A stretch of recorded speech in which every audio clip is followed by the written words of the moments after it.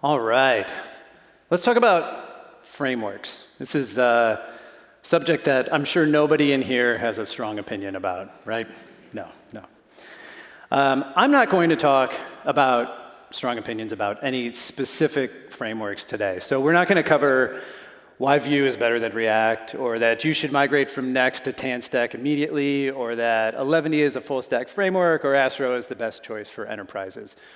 We're not going to cover any of these factual statements today. Except, actually, we will touch on 11D as a full stack framework. And if you know anything about 11D, that statement's going to seem a little bit odd, but we'll get there. First, I want to tell you, I'm Sean C. Davis. I lead our developer education team over at Netlify. You can find me across the web at Sean C. Davis, where, at least in those places that I got to first. And everywhere else, I'm Sean C. Davis 29, when there's some other Sean C. Davis imposter who got there before me. I like to kick these off by sharing a fun fact about myself. And so, because this is my first Cascadia conference, probably don't know most of you in the room, I'll use my go-to icebreaker, which is that I was born on Leap Day, which, math is hard, but that makes me, I always have to think about how old does that actually make me. It means I've had 9 birthdays. I'm like 9 1/4 years old, something like that. Okay, big question. How do we choose a framework? I'm thinking that if I went around to each of you here and asked that question, that you'd have a slightly different answer. But if I were to look and find kind of a common thread underneath all of those answers, I think what we'd find is that most of us are choosing a framework based on our feelings. I know that if Moira Rose were a developer, she would absolutely be choosing her framework based on a feeling. And what I mean by that really is that we're choosing based on the developer experience. And a good developer experience delivered by a framework is one that's going to let us ship faster on day one. It's going to help us get our MVP out the door right away, but it's also going to enable us to be productive until day 1,000, till day 2,000, till day 10,000, for many years. That developer experience needs to be there for us, but it doesn't work just in isolation. We also need to use our brains and our engineering practices and capabilities and apply that to that developer experience. And the reason I'm saying that is because the combination of those two things then ultimately leads us to creating a good user experience. And that's ultimately what we want, right? We want our users to be able to use our applications successfully. But here's the thing about users. They don't care at all about the framework that you chose. They just have one thing in mind. They want to get things done, and they want to get things done fast. Now, what those things are can vary from framework to framework. And I truly believe this statement. Most frameworks out there are really good. They're all, many of them very different, right? But the framework authors and the communities around those frameworks have created a set of opinions and guardrails, and then they work within those opinions and guardrails and create really good developer experiences. And every single one of them comes with trade-offs in one way or another. So I'm not here to talk about a specific framework, even though I'll mention a few as an example. Instead of going down that rabbit hole, what we'll do is let's consider another question. And that question is, what does your framework do for your users in production? Because the way I've explained it so far is, okay, so you get this developer experience delivered to you from the framework, you apply your engineering skills to that framework, and then ultimately deliver that user experience to your users in production. But what role does that framework play in actually getting you there?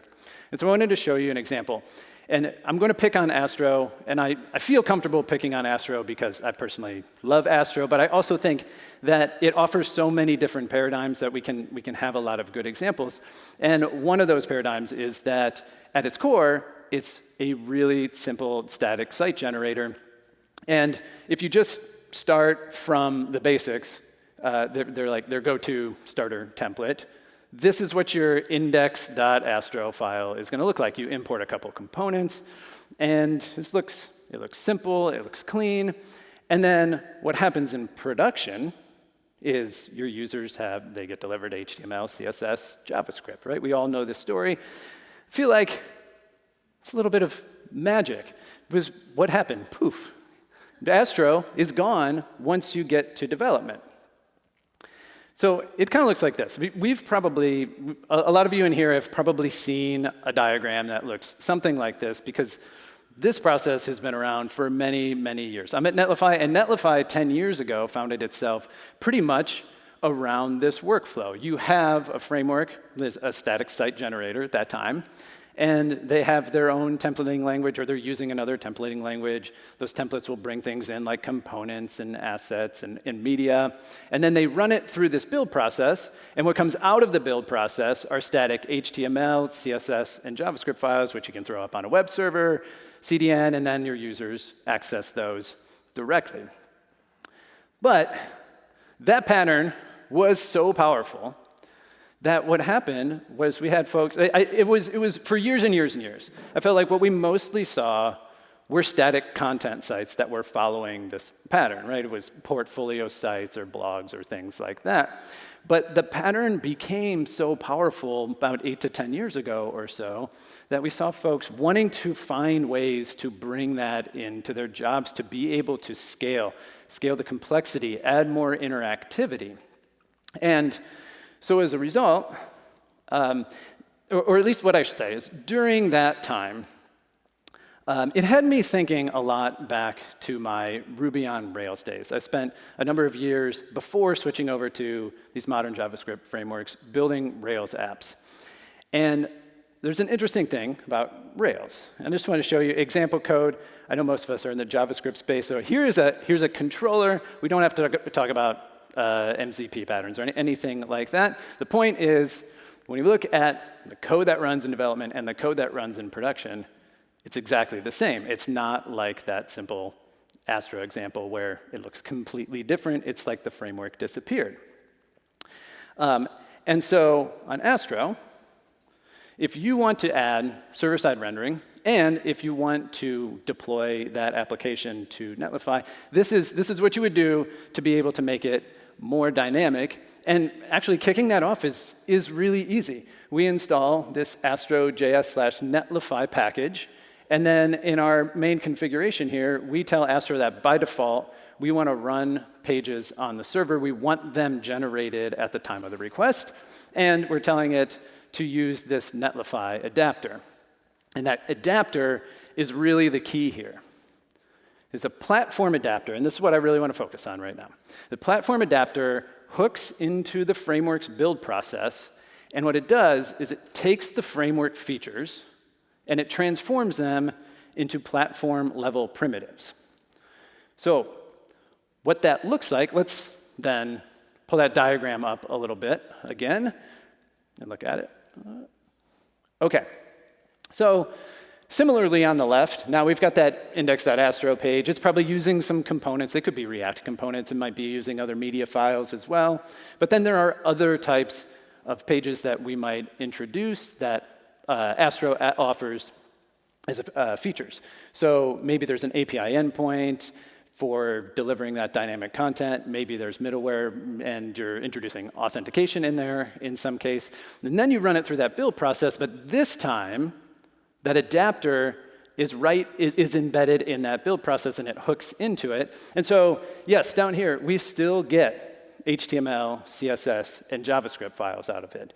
But then we also get things like edge functions and serverless functions and image CDN, like any one of these platform-level primitives that Netlify offers. In fact, something I find really kind of comical, because words are hard, is that to enable server-side rendering in Astro, what I see a lot of platforms doing is they are using serverless technology to make it feel like you're running on a server. It's weird, but words are hard. Being a developer is fun, right?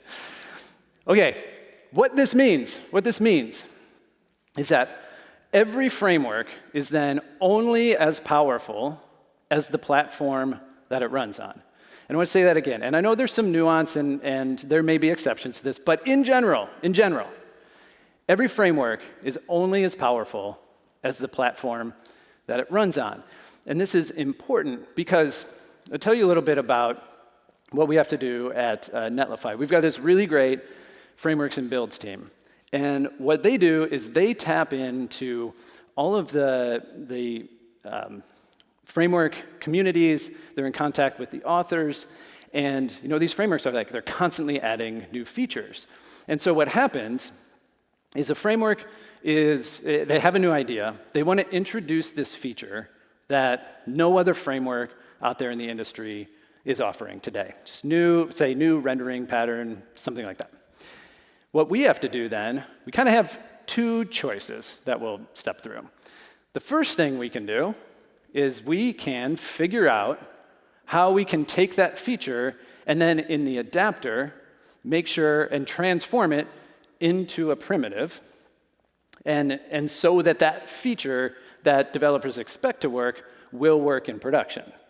If we can't do that, if we don't have a primitive for it, well then we have to develop a new primitive because the developers, like yourselves, expect that everything that Astro or Tanstack or Next or whatever you're using, that everything that you see in their documentation is also going to work in production.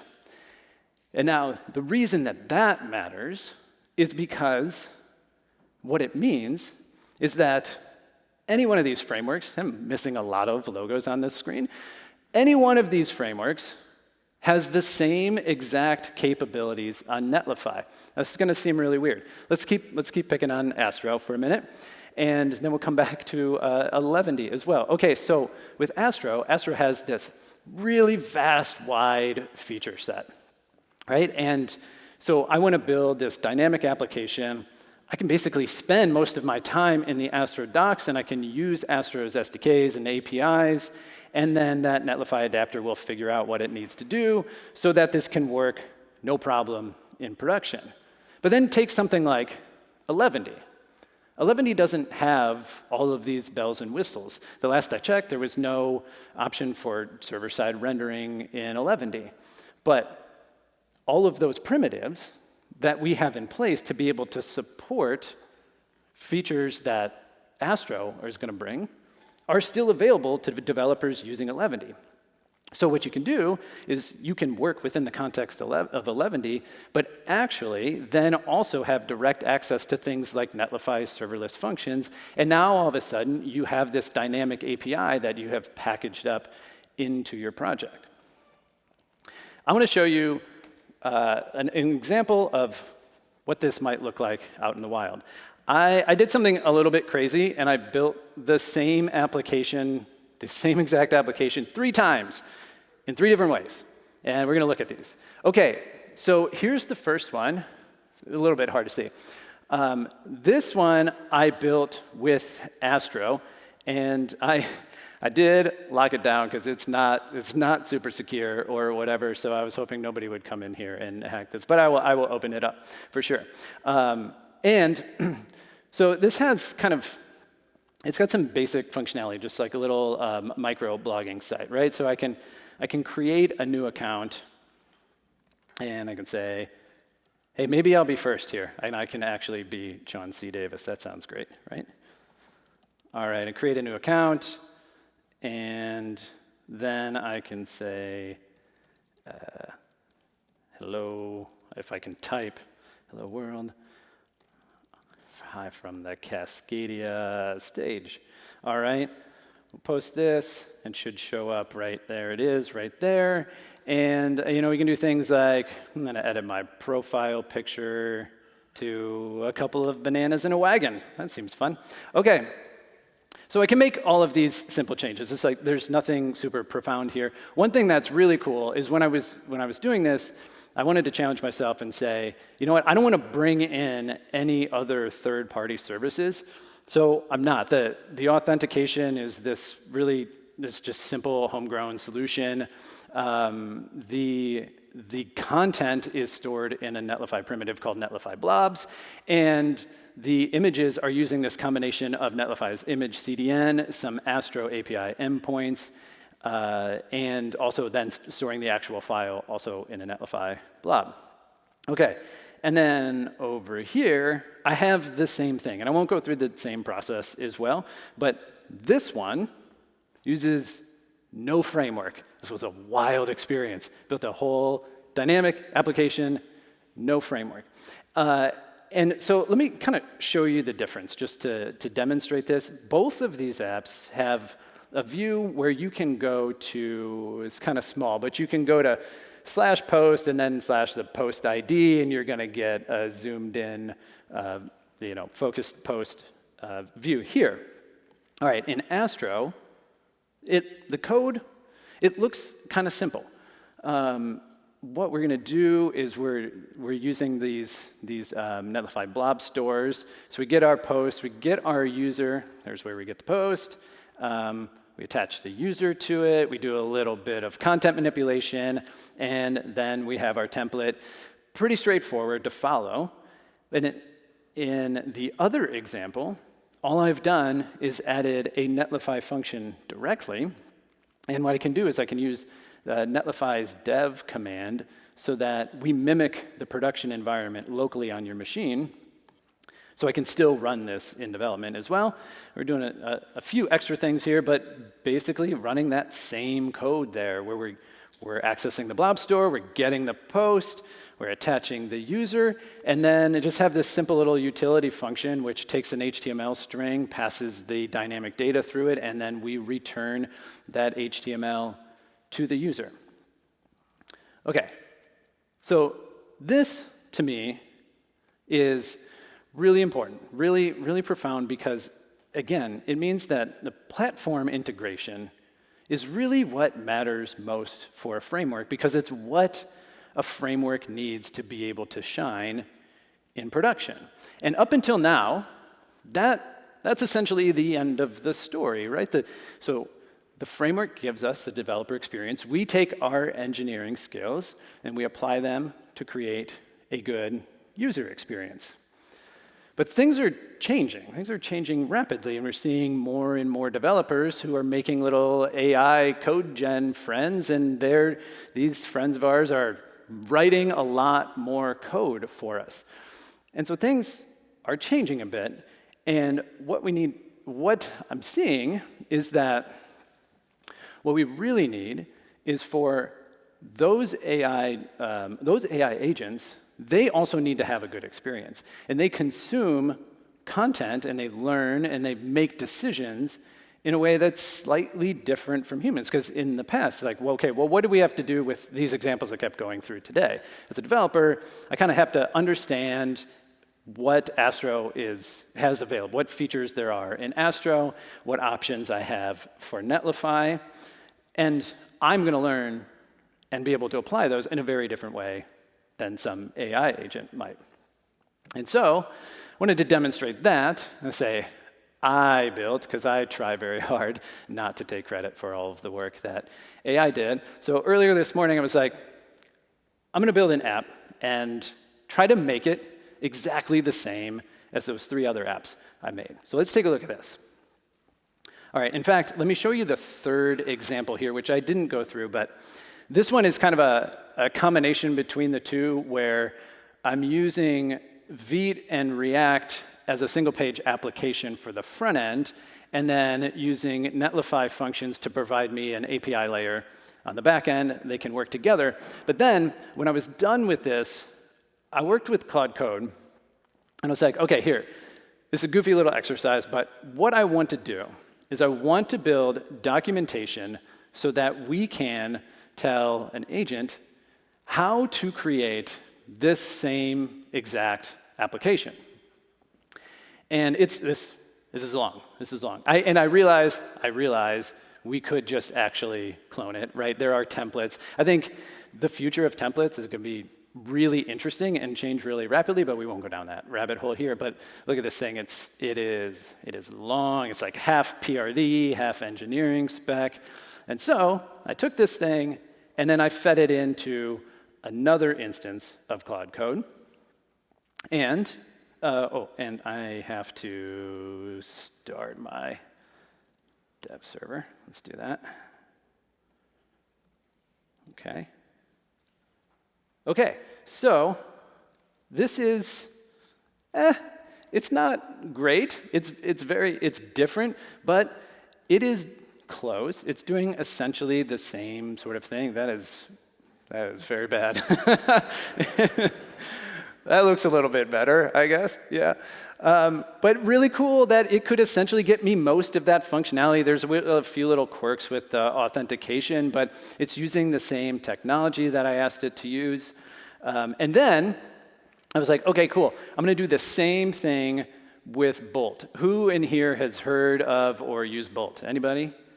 OK, just a few. So I'll tell you, Bolt is it's bolt.new, and this service seems to me to be generally optimized for prototyping and to really help folks that don't have much development background to be able to spin up apps really quickly.